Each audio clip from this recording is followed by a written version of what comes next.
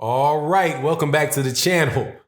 Bob Arum is about to stand in the way of a unification fight between Deontay Wilder and Andy Ruiz. Let's talk about that in this video.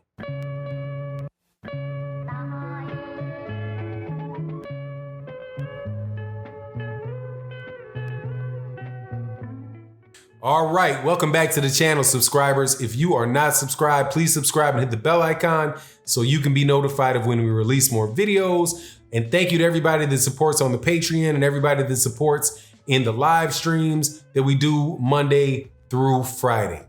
All right, let's get into this. Bob Arum. Bob Arum just got a virus thing up on my computer. Please forgive me. Bob Arum is asked to respond to Deontay Wilder wanting Tyson Fury to step aside. So first, let me give you a little background. Deontay Wilder was on 78 Sports TV's channel, and he was talking about sanctioning bodies, promoters, different things. And he mentioned Andy Ruiz and how he would really like to fight Andy Ruiz after he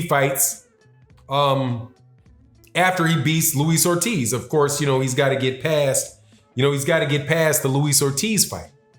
So he said that he believes that Tyson Fury probably doesn't want to fight him anyway, but that Tyson Fury, I'm sure, would step aside so that they can try to unify the belts, right? Sounds like right, doesn't it? Tyson Fury saying, hey, if all I have to do is wait one fight, I'm gonna fight Deontay Wilder, then all of the belts can be on the line. Then, hey, that makes sense to me.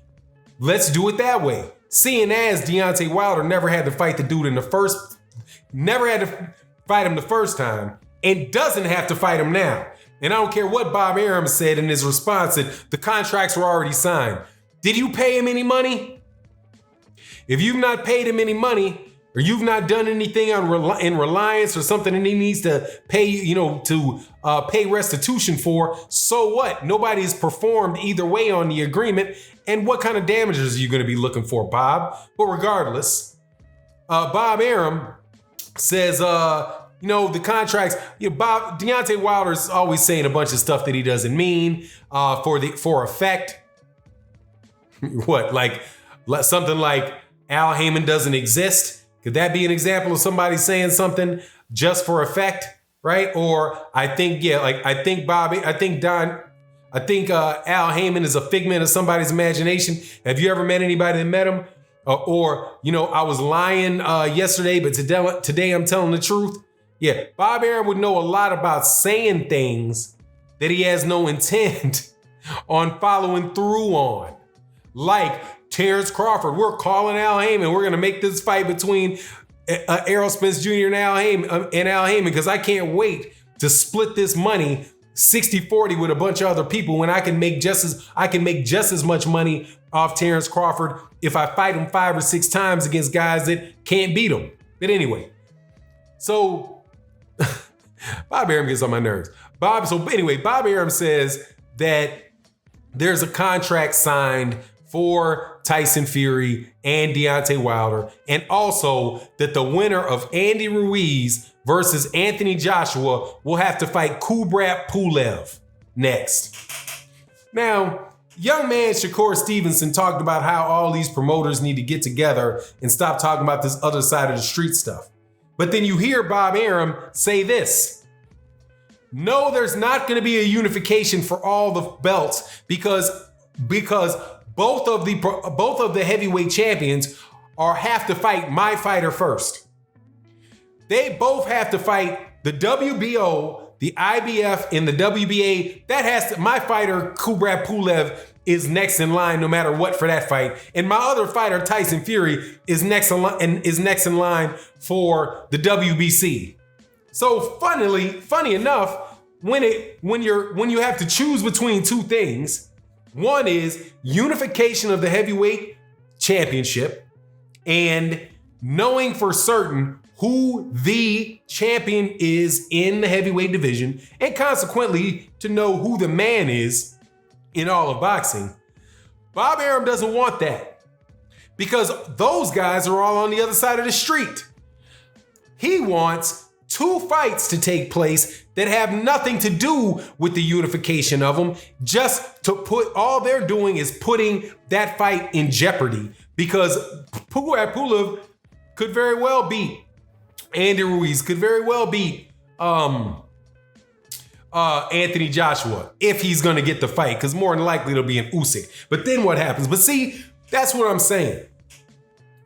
Bob Arum has no interest and has absolutely no interest with what's in the best interest of boxing. And that's why I don't accept any of these arguments about the other fights.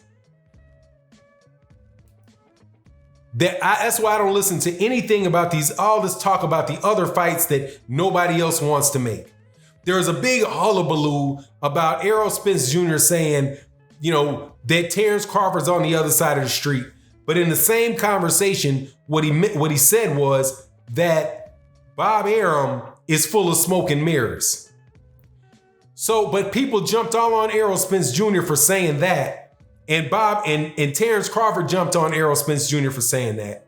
But some people actually miss that those sides of the street are very firmly enforced by the head of Top Rank. Same thing goes for Errol. Same thing goes for Eddie Hearn.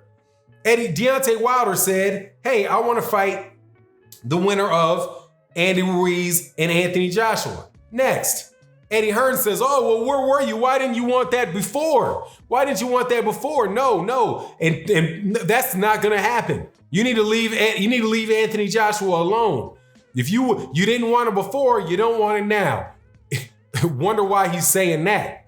I wonder why Eddie Hearn doesn't want Anthony Joshua to get in the ring with Deontay Wilder when a guy that hits significantly less hard, is smaller, knocked Anthony Joshua out the fight before last. Down 4 times, I like to say this, knocked him down 4 times and made him quit. I wonder why he might not want Deontay Wilder to fight him next. And we can go for days and days over all the other times that Eddie Hearn let it be known that he was not interested in that fight. From $12.5 million flat fees to a $15 million flat fee that was then taken off the table as soon as Deontay Wilder acted like he wanted to agree with it. The date's no longer available, but you can fight Alexander Povetkin in the same place on the same date. It's a big ass farce, man. It's a big farce. Bob Arum, Eddie Hearn, Oscar De La Hoya doesn't have any heavyweights in the game, so I'll leave him out of that. They don't want unification of the heavyweight division. What they want is fight fans to continue to pay them to watch fighters in the hopes and the expectation that eventually unification will happen. And I don't think that problem is ever going to get solved by dealing with promoters. I like what the PBC did, or what they're rumored to have done, because I keep hearing this, but I've not heard any validation from the PBC itself that it won't recognize the WBO as a major championship belt. But that's the way to go. I think we need to get rid of at least 2 major sanctioning bodies. And if at all possible, my God, please get rid of half of these weight classes. Because if you're in a situation where you only have 2 sanctioning bodies, which means you can either only be ranked by the WBA and the WBC, or the IBF and the WBC, and there's half as many weight classes, that means people would all more of the top fighters would be closer in proximity to one another, both in the weight class and the sanctioning bodies. And you could actually get top quality, high level fights within the ranking systems of those 2 fighters. You could have, like, for example, if you just had one weight division, if you only had the welterweight division, you didn't have 140 pounds or 154 pounds, and you only had 2 sanctioning body, and you only had 2 sanctioning bodies, right? Or use the example of 1 sanctioning body. You could have Errol Spence Jr., the champion, Manny Pacquiao #1, J-Rock #2, Josh Taylor #3, but you could have guys, or it wouldn't fall in that exact order, but you get my point. You would have guys that were champions like Jose Ramirez and Regis Prograis and guys like that who are down there at 140 pounds, rounding out the bottom 5 of the top 10 of one sanctioning body. That's how you get. I believe that's how you get past this stuff. Is get rid of a couple of these sanctioning bodies. Get rid of some of these weight classes. And that would force these guys together. And then it would be much more difficult for Bob Arum to play that other side of the street stuff. Because that's what he's doing.